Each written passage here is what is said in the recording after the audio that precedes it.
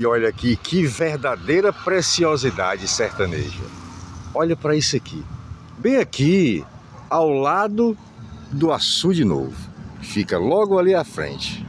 E aqui, o meu amigo João Bosco, que quando chegou com 1 ano de idade, hoje ele tem 76 anos. 71. 71 anos. E essa casa já existia. Então, ela beira os 100 anos e olhe. Avizinhada por uma outra que luta contra o tempo para se manter de pé. E meu amigo João Bosco aqui, todo dia sentadinho de frente a ela, com seu fiel companheiro, apreciando aquela bela vista do açude velho, recordando, remoendo as suas memórias. Ei, sertão que eu amo, Cedro tem muita beleza para mostrar e muita história para contar. Meu amigo João Bosco, um abraço grande. Ô, você, um prazer.